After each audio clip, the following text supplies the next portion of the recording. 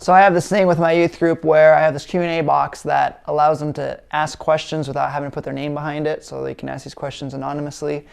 And it allows them to ask questions that they might not normally ask because they don't have to put their name behind it. And today's question for this video is self-harm a sin? And I thought it'd be good for more than just my youth group to hear this, and so that's why I'm making a video out of it.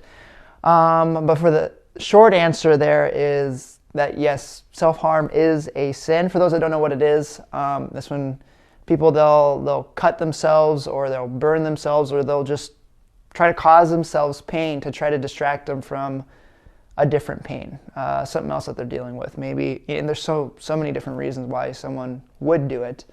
But again, short answer is yes, it is a sin. It says in 1 Corinthians chapter 6, the final two verses, 19 through 20, "Don't you realize that your body is the temple of the Holy Spirit who lives in you and was given to you by God?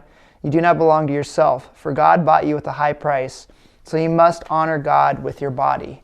And so just like God has given us dominion over all of His creation, the animals, the planet and stuff, to take care of, God's also given us this gift of our bodies, and we're called to take care of it as well. And so with all that said, yes, it is a sin. Now, the thing about it is that it's not a healthy way to deal with things. If you are mutilating yourself, if you're causing yourself self-harm to try to deal with something, that is not healthy, and can lead down roads that will cause even bigger issues or bigger problems for you. Think of it like someone who goes to the bar and try to drink their problem away. Consequences start happening there. It could start affecting their family, their relationship. They can get into financial burden because they're drinking so much, trying to drink their problems away. They could risk their own life if they try to drive and drink afterwards, making poor decisions because you're not as alert when you get drunk. And in the same way, self-harm can cause other issues as well. It starts leading you down the path. It's something that distracts you when you're facing depression or anxiety or any of these things, and it's just one step further down the path to getting close to justifying taking your own life. If you're already mutilating yourself, then you're one step closer to going down that path of suicide, because it's much more justifiable to yourself. You'll say, "Oh, well, I already do this, so what's this? No one's going to care about that." And it can be very dangerous. And so if you're watching this and this is a way that you try to overcome the pain that you feel, whatever is causing that pain, to try to distract yourself from that pain, I encourage you to let an adult know in your life. And then, a lot of times this probably is, you try it once, and if you're watching this video, you're probably watching it because it's something that you do a lot. And you've become addicted to cutting yourself or hurting yourself to try to overcome these other pains or distract yourself from these other pains. And it's an addiction.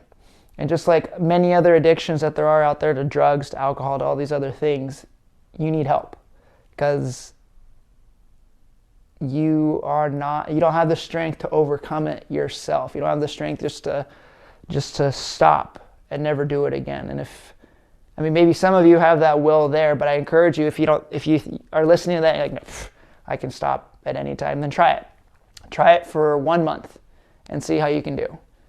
And if you're able to do it for 1 month, keep it going. It's not a healthy thing to be doing. It's not a healthy way to deal with problems that you have in your life. But I encourage you to seek help.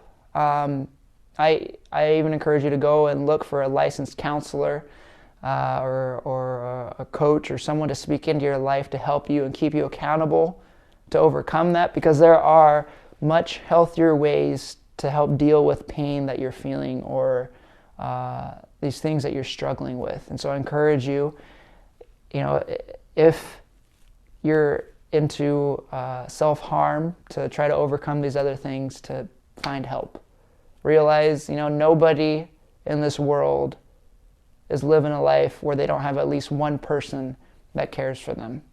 And so go to that person and realize, even if you feel like you don't have one person caring for you, God cares for you.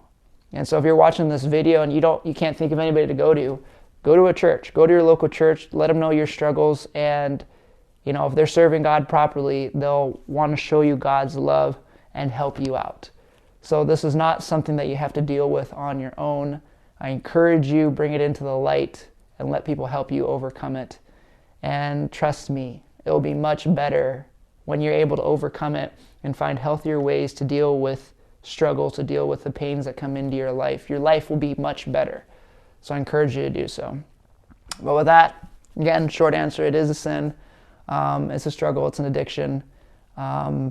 Seek help. Find help and watch your life get better once you do. Okay? So I encourage you.